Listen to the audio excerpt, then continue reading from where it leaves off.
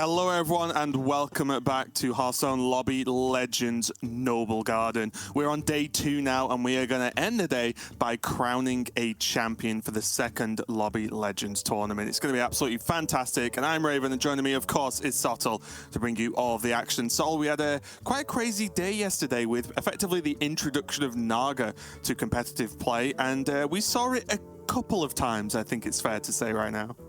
Yeah, one or two. There were a few games quite heavily defined by Naga, I think it's fair to say.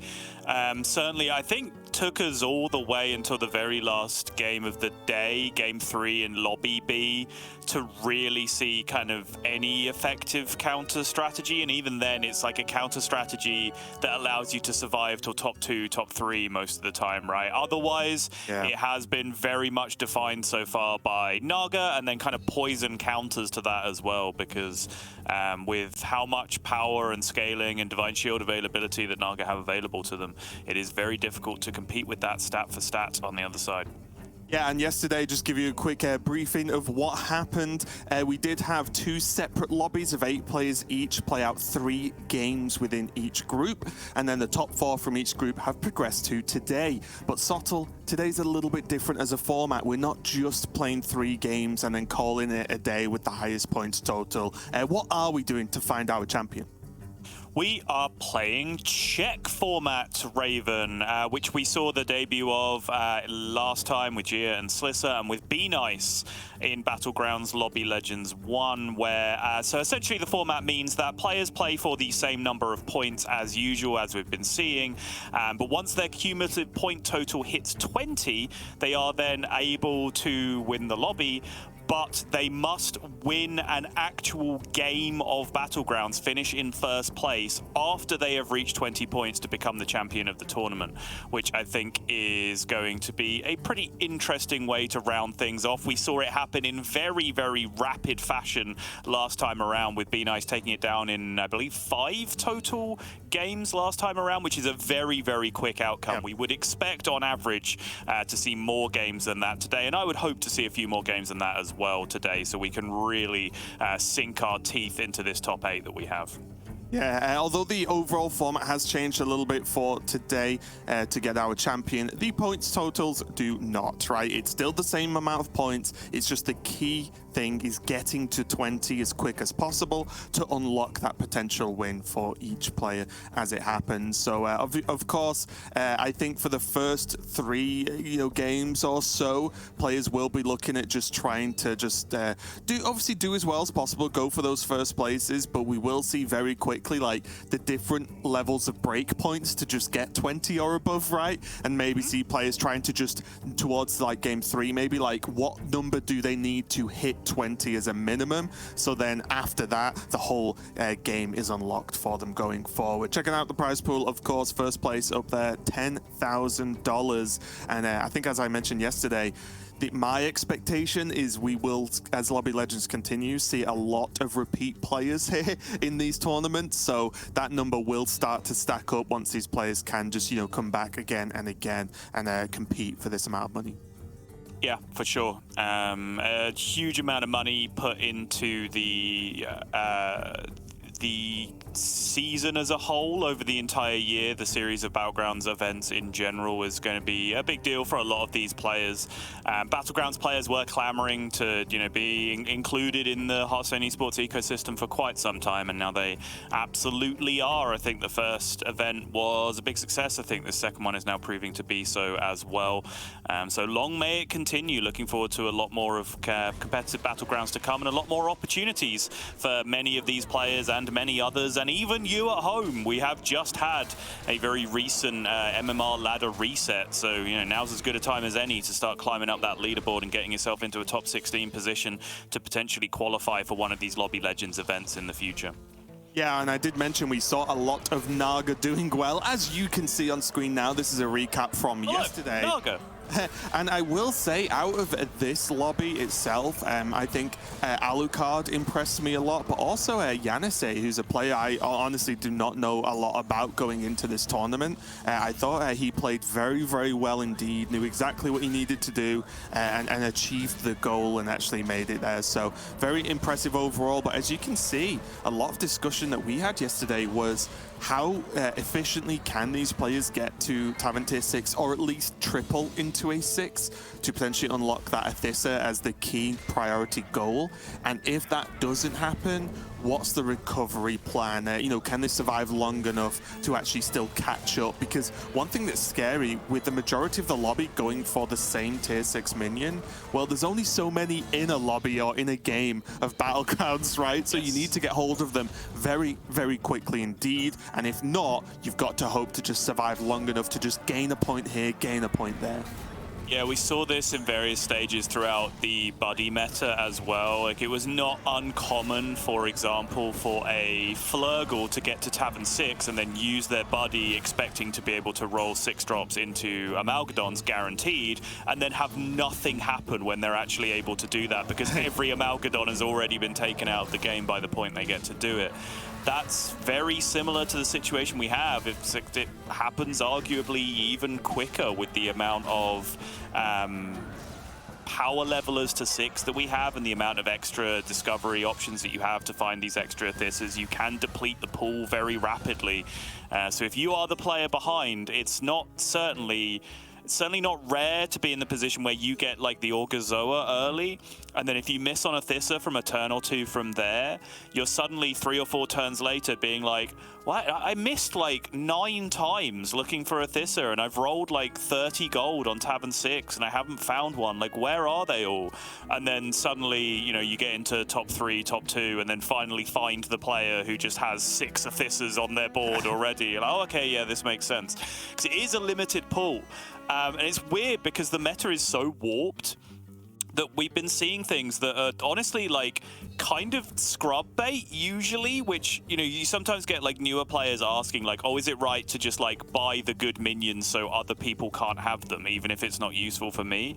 And normally the answer to that is no, but I've even seen games recently where like Dog was playing Murlocs and won a lobby by playing Murlocs, but had like every Athissa in the game in his hand also at the end, just so no one else could have them, which is hilarious. But that is kind of where we're at with the game, but this is where we're at with the tournament.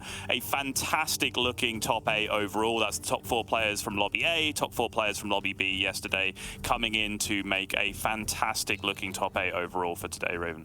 Yeah, some really big highlight players here, and honestly, all of them impressed yesterday. Dragon was definitely a standout for how he piloted and how he played the tournament game, not only the actual game of Battlegrounds itself. And also, we have Max 7K, who is a returning player from the previous Lobby Legends tournament, hitting top 8 now. Like, already, as I mentioned at the start of the show yesterday, we're starting to see these repeat players, and I think that will definitely continue going forward. So, a lot of exciting stuff to come up, especially because, as you mentioned before, we don't necessarily know how many games we're going to actually be playing or talking about today.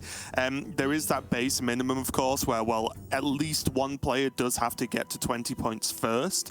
But beyond that, beyond like the Be Nice record, I guess, it could go on for a lot longer, right? There can be many more games where the players are battling for that. And something I did speak to before we went live today was, in this specific meta, once you have unlocked and put the lobby in check at that 20 points, it does feel like your goal is very straightforward indeed. One, can you get a powerful hero? Like, I think for me, one of the members of the Thieves Guild would be the hero I would want to see when I'm going for that win, right? Like, any of the characters that can just steal minions from opponents' warbands or anything like that is priority for me. I think those are the characters I've seen have the most success overall. And then you look at, some of the usual top tier characters such as Galakron, and then, arguably Ashara. We can talk more about Ashara's ups and downs today as we go. But already, Sol, wow, just like that, I wanted to talk a little bit more, but the players care not for my desires, and we're going to go straight into game number 1.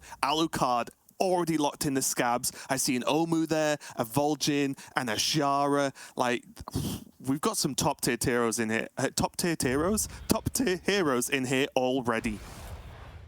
Indeed, yes. Lots of game-winning potential that we're seeing already. Rat King thrown in there as well, which weirdly is a hero that I have seen popping up in high MMR lobbies.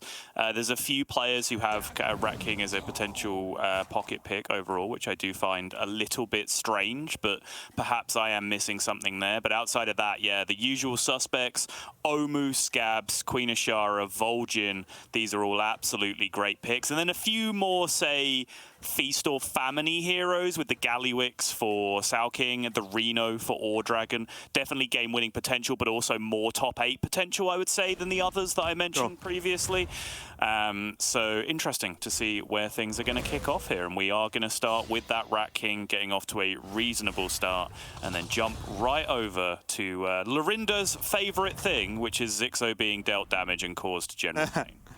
Yeah, I mean, Zixo did to pick the 1-2, right, going into this, so he knows what's up. He'll want to look at leveling in the very near future. As Omu, it's one thing you can do, or the main thing you should do, right, which is just pressure in the leveling, right? Just keep pressing that Tavern tier up until you can get into tier 6. The trick, though, is making sure you can do that without taking 1 million damage super early. But all of this value he's getting is will help him do the leveling side, but will it help him fend off some damage?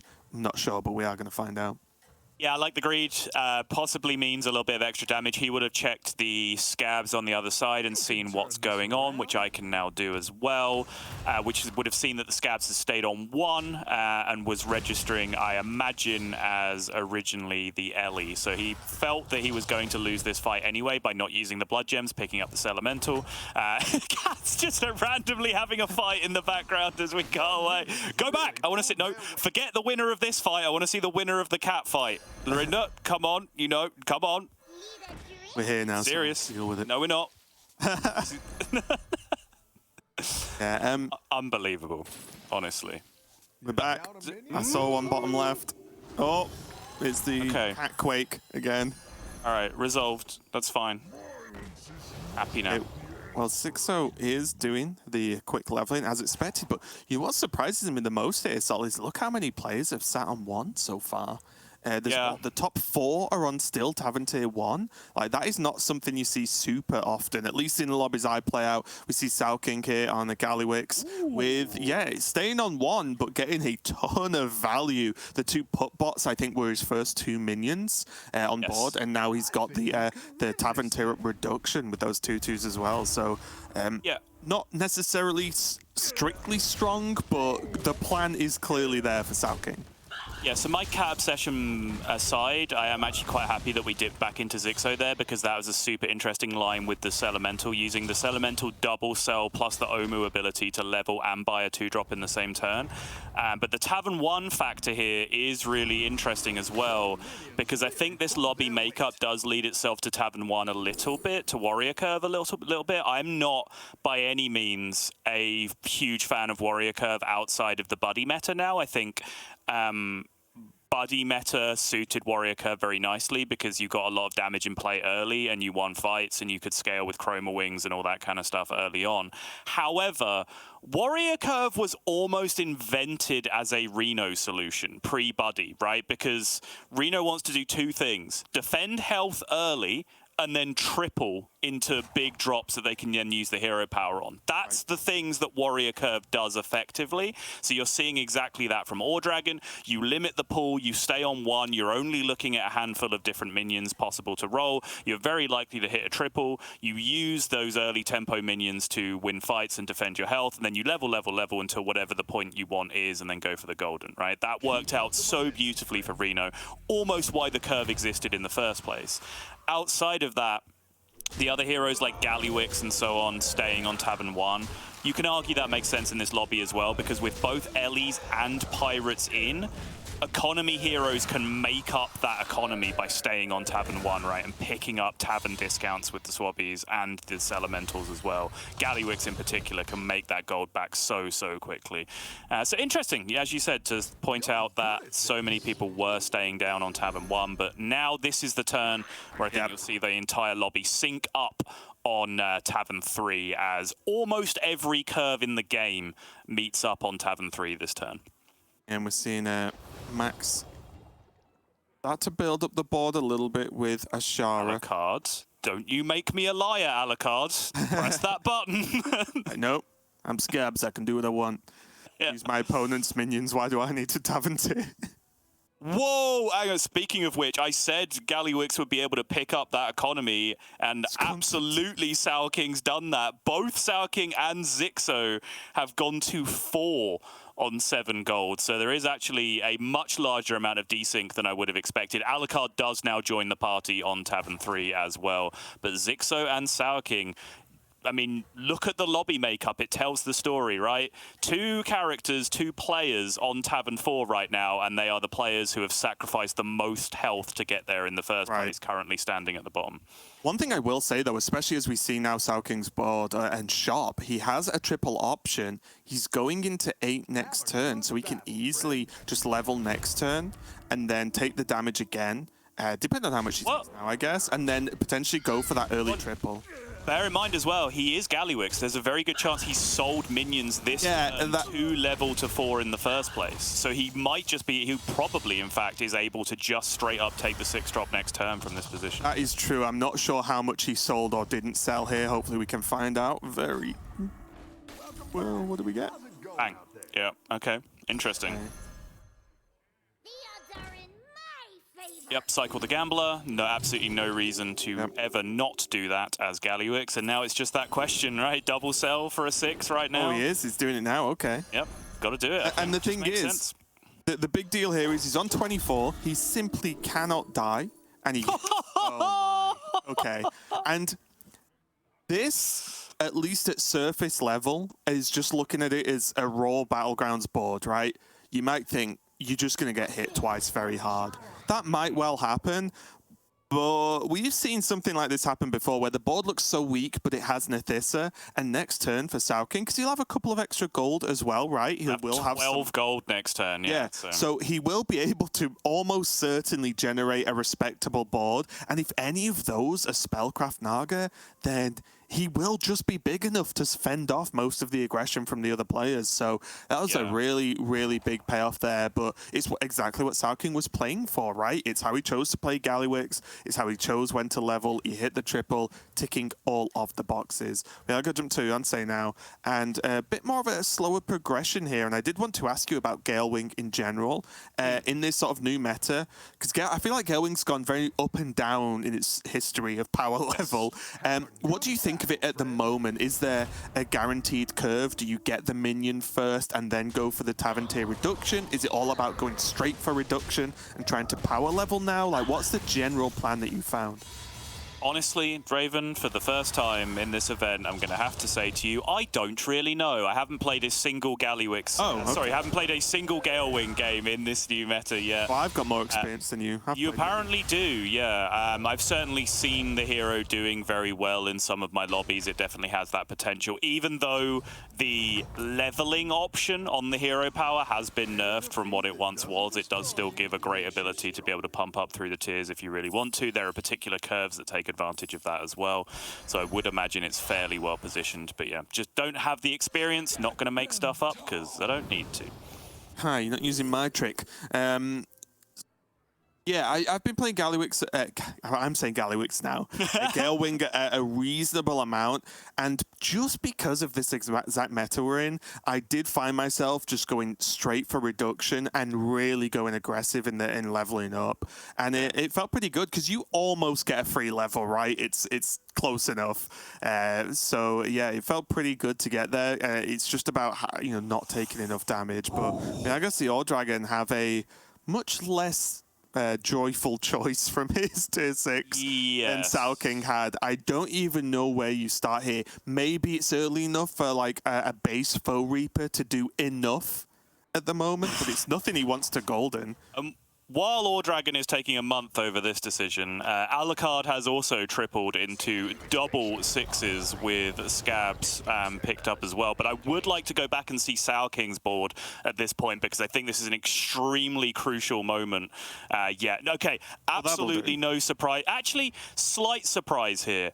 I would have thought, if my calculation was correct and he had 12 gold in this position, which I might have been wrong on, I would have expected to just see quad buy on whatever shop he saw, right? Just buy 4 minions to have a 6 minion board in this position. But it appears that that has not happened, and now he is leaving himself potentially vulnerable to death from Zixo on the other side. Right? 4, 8, 10, 12, 16. That is it. Biting the dust. Yep. Gets damage capped, but he is going to be the fat 8th player in this position. But now, here, I would say, is our game bully for this particular game, because not only is that Foe Reaper there, there is an Augur Zoa alongside that as well. And now you see it, and a Glow Scale thrown in there as well. So this is looking fantastic for Alucard from this point. I just feel like it's cheating, isn't it? Augur Zoa and Scab's hero power in the current meta is like, give me all of the Naga in the game, please, and then some. Pretty scary overall, although this Discover, not fantastic. So from the Gale Wing opponent right now, the only really big hits are Lava Lurker and Mini Myrmidon. There's nothing huge hanging out on Yuanse's board right now. He has just picked up a couple of archers, but they would not have been eligible to be found from the Scab's hero power this turn, as it snapshots the previous board. So decisions to be made here from Alucard, and I don't think this is as straightforward a choice as many people might think it is, by the way. I hate to suggest this, Subtle, but I'm half staring at the jug. I know. So I think I don't think any of these 3 choices are strictly illegal in this position. Jug is fantastic tempo when you have the Foe Reaper on board. Lava Lurker is Lava Lurker. I think everyone kind of knows the generic strength of that card. I was working hard yesterday to present the counter argument that it does eat a space on your board that's not being used by Spellcraft, and therefore not proccing Siren, not proccing Athissa, so on, so on. I think it costs you stats overall over the course of the game to have a Lava Lurker on your board.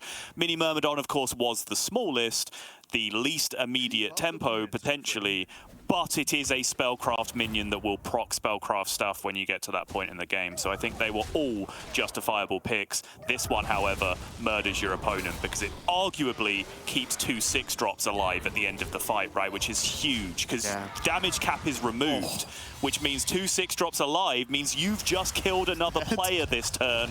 That is a huge roll for the Scabs. Gale Wing now biting the dust as well.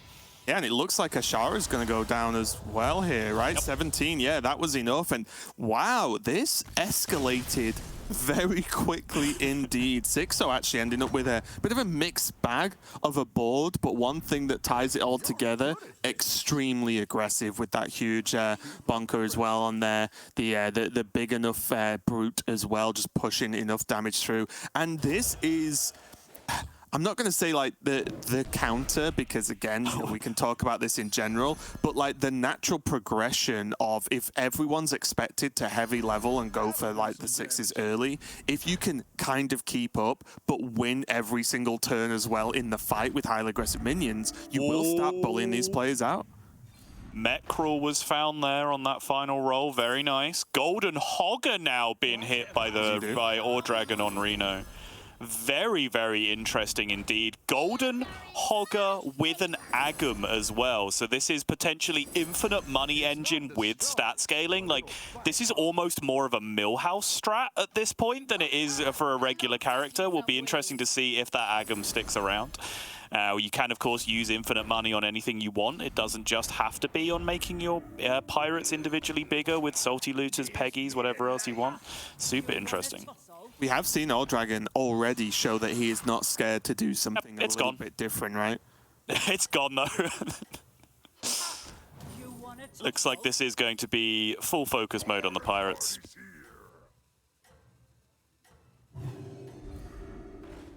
Keep that cleave and play for now as well. Oh, the Foe Reaper got bigger. That's got Wind Fury as well. That's got Wind Fury as well. 35 attack Foe Reaper. Okay, that was actually a huge trade. That's not the huge trade, though. That needed to find some value trades, not smack just immediately into the biggest minion on the other side. He takes off some damage, but he had the big opportunity, I think, to actually win that fight and deal some damage the other way. After the Foe Reaper Wind Fury attacks happened on the other side, I think he was in a really good spot, but I imagine he did start the fight pretty heavily unfavored. Yeah, we see Dappy as well on the Rat King take, I think, approximately 10 damage as well. I think all 4 players at the top were on 30-ish, and he's down to 20 now, so he took a hit as well. Looks like Yannisei on the Vol'jin has had to jump over to the mechs, and what a strange board to look at this stage in the game. So, I mean, the Baron's there, the Omega Buster's there, and again, weirdly enough, making the Omega Buster smaller is actually fine, right? Like, you just want it to die, especially with the Baron and the other mechs on board. So these Vol'jin swaps don't appear to have had a gigantic impact on the board as of yet, but it's had at least half a one. Oh, the thing has been done. Yeah, the thing has been done, Raven. That's a 16-8 replicating menace that's now been magnetized onto something. I feel like I was talking about it all of yesterday, and it did not happen a single time. Yannisei knows the deal. Love to see it. So for anyone curious, the magnetic minions in shop, there's a lot of equity in just using buff spells, spellcraft spells on them, and then buying them and magnetizing them to a mech on your board, because that turns the temporary spellcraft effects into permanent effects, because the stats just get permanently dumped, and the negative, the debuff of losing the spellcraft effect at the end of the turn is not applied with magnetic. And this turn here for Dappy was huge, actually, because as you can see there, he had double Siren. He has the Athissa. He was a bit, low statted on Naga for this stage in the game to have that board, but he was starting to build it up, and he was against Ghost this round, which means he has like a 3 turns worth of stats to build up the Naga board. That might keep him in the game for a little bit longer than initially expected, at least. Do have Sixer, though, trying to clean up the Reno player, which is Ore Dragon, and it looks like he's going to very smoothly achieve this. And the complete contrast between Sixo and Sao King this game is kind of hilarious, right? Both players did the thing of, like, Omega rolling super high up the tavern tiers, but one's been punished and one has not. 26! Oh my god. I mean, Alucard is very mono-cleave right now, don't get me wrong. His board is not really doing anything apart from that Wind Fury Foe Reaper that he had, but still, taking 26 when you have a Divine Shield Wind Fury 30-30 cleave on your board is probably not something he was expecting too much on that turn. He does have approximately 1 million minions and 1 million gold, though, so let's see if he can make something happen. Does have the golden. Well, just got to work out order in here and space. I think it's important to just get rid of the things you're going to get rid of first, so you gain the space. And he's going to make 1 million Naga too. But the problem is he can make and generate all the Naga well, maybe not all the ones he wants, because he wants an Athissa, but...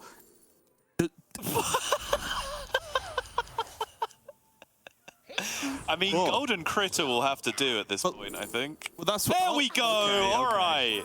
Well, I was going to say, he got the Golden Critter, which is good, got the Athissa now, but I feel like it's just too late compared to a lot of the other players, right? Like, he now needs to start building it up. He does have a lot of spells. He now hits a Siren as well, so he is catched a gold. Was that Gold Siren from hand or something then? That was kind of funny. But he is getting there, but it's just going to be if it's on time or not. Second Athissa pickup is huge with that Siren proccing twice. But again, not a lot of actual, not tons of actual spells to proc even with this Golden Siren. I mean, there's still so much still to be done left through hand, right? There's still 2 more spellcraft minions. There's a blood gem. There's 3, 4 more spells from this point, and the passive scaling at the end of the turn. Alucard's roped out. There was so many more stats left to play, and if he dies here, that is a huge potential punish, and it's looking like he very well might. The cleave can do a ton of work still, though. Might just bail him out, and I think has, with that second hit, hitting the absolute money.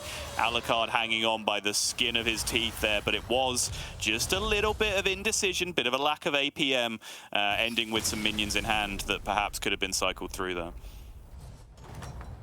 And now we are down to 3. Alucard hanging on, making the turn at the last possible moment. The fight still going on between Yanase and Sixo. And it looks like Sixo isn't going to quite be able to manage it. Not all the damage ever, but again, this 8 now starts to stack up a little bit, makes a one-turn kill a little bit more doable here. This is a really good game, by the way, from Zixo. Super interesting first lobby. Like, obviously, there are 2 Naga players doing massive Naga things. One of them, Dappy, was just eliminated. He was double Athissa. We're now seeing Alucard on Scabs doing double Athissa things as well. But honestly, this was the first lobby I think we've seen where other players successfully managed to bully greedy levelers out of the game before they got there. We did not see it at all yesterday. We saw scrappy players hanging on and outlasting people, but we didn't see people beating Naga players before they set up particularly. Whereas this time around, Zixo in particular has played like Quillbore bully very effectively. He got online very quickly, but I think what he did was recognize that he wasn't hitting Naga in time and just said, okay, fine. Second prize, consolation prize, Quillbore tempo, let's go for it. Picked up some Leroys as well, just to add a little bit to his board state, create those little one-for-ones that he needs on the early Divine Shield taunts if needed, and has absolutely bullied several people out of this game. I think 2 of the first 3 kills in the lobby, Zixo was directly responsible for. So really, really good game from him so far. Yeah, and I think, at least from my view, it's unlikely he will actually win. The fact that at minimum... Oh, he's never winning this lobby. The fact that at minimum he's secured a top 3. Like I said, the easy way to think about this format is to start with, it's a race to 20 points. And then you try and win the game and win the tournament. So just securing at least a top 3 when the game hasn't been particularly kind to you, right? It's absolutely huge. And we see the smirk there from Sixo. It's like, oh yeah, it looks like my stuff has ran out now. Like I said, good game, but you just kind of have to accept when you're not doing the thing that wins, right? And like you said it, he's not going to win the lobby. He's got to this point, he's got top 3. I think he should be fairly happy with what he's done so far. You don't beat that. Yeah, because again, however much, I'm sure people poke holes in this, but if you say, well, these are the odds of, like, generally speaking, how many times should you be able to hit like the good Naga in any given game or in any set of games? But then, like, this is the one where Sixo, you can argue Sixo. Is he gonna die? No, he won't die. You can argue that Sixo like missed this game, but he missed and got 3rd. That's an incredible finish for this game 1. Here's some perspective for everyone at home, by the way, and I suppose for Yanase in this tournament. And this is coming from someone who is normally not a glass half full kind of person. Whenever you're in that situation where you fight a ghost and you kind of just get slapped by the ghost, your initial instinct is like, oh my god, this sucks, I lost to a ghost. You should be delighted by that, because what that means is, in actuality, you have no right still being alive in the game that you are currently playing. So take your plus MMR, take your plus tournament rating, whatever it is. You have wildly outperformed what you were supposed to do if you are losing to a ghost in that situation. So for Yanase, I think that has to be the takeaway, right? Is just, well, I mean, fantastic. I got good matchup RNG so far. Yeah. If I've lived this long and that person has died. Well, look at this, how the lobby's going to finish, right? There's 2 players out of the top 3 aren't playing Naga in this lobby, which is kind of ridiculous and a big shock based on what we saw yesterday. But it shows that, maybe under the right circumstances, it can be done, and bullying greedy players that are going for Naga out of the lobby is possible.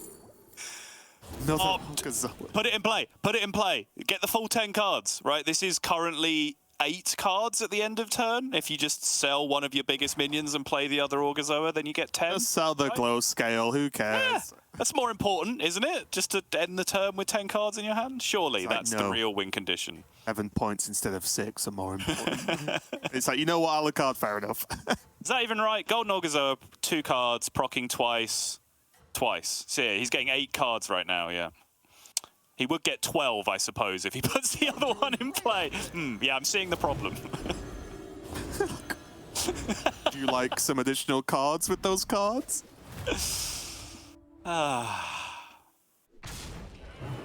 There at the other side of the board. So, what Raven, went wrong? predictions? Who do you think's got this fight? Oh, it's a close one, isn't it? Pretty close. I'm gonna go Alucard, I think. Okay. My deep analysis. I could be wrong, though. Well, let me just add up the stats on this side of the board. And that is all the resets done. So now these two, I suppose there's one more reset left on that one Deflecto for the other Deflecto, but now these two Divine Shield Deflectos are going to have to deal with this entire board state. And that does not seem to add up from where I'm sat. Yeah, it's the fact that after all that, the 2 taunts were still just sat there like, you got any more? Any more? No? Yeah? Okay, good. Yeah. That is going to be game number 1. Alucard takes the victory nice and early. And if there's a way you want to start, that is it. 7 points there for Alucard. And a great start, you know, very much on his way to those 20 points. And now, again, once you get that momentum going, you just, right, okay, even if I top 4 in the next lobby, he's still probably going to be a minimum top 2 on the leaderboard at that point. So going to be feeling great for him. And I think, you know, it was so dicey for him. So he had that one turn he had to pop off because I think he was on like 4 health or something. Yeah. And he did. And it was big enough. And then from there, you can see the raw power of the Naga scaling, especially when his friends, Sixo, Yanase, even Dappy to an extent, just bullied the actual other Naga players out of the lobby nice and early. I think they did many people favors in this lobby so far. Yeah, well, so Dappy was the other Naga player, right? And that was that crucial matchup where I think originally you can file it as Alucard was an Orgazoa player and Dappy was the Athissa player going into that, right? Dappy died without ever having Orgazoa on his board, as far as I could see, whereas Alucard had the value generation from the Orgazoa the entire time, but was relying on that Wind Fury cleave for a large portion of the game before hitting that Athissa. That turn where they clashed, that was the point of stress, I think, from Alucard, because again, it was an incredibly difficult turn, but he did not get all of the possible actions he could have done completed that turn. If his opponent had just been that little bit bigger on that turn and punished him for it, then suddenly you're looking at Dappy running away from that with that lobby uncontested, right? Because as we saw, no one else was prepared to be able to challenge those boards, evidenced by the fact that Yanase, the mech player, lost to Dappy's Ghost the next fight after that.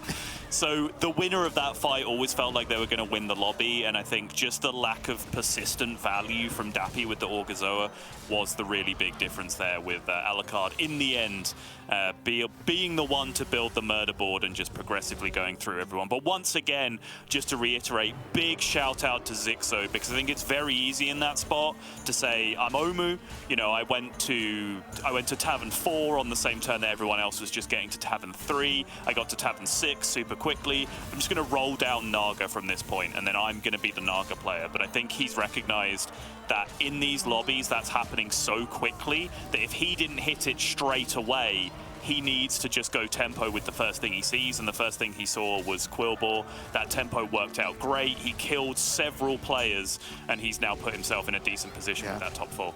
And I think most importantly was the first kill Sixo had, which was on Sao King, which was the other player who was, you know, very much accelerating the plan at one point, right? We saw him go all the way up from, like, what was it, 1 to 4 or 1 to 5? It was kind of ridiculous. So he was the other player who was trying to go maximum greed.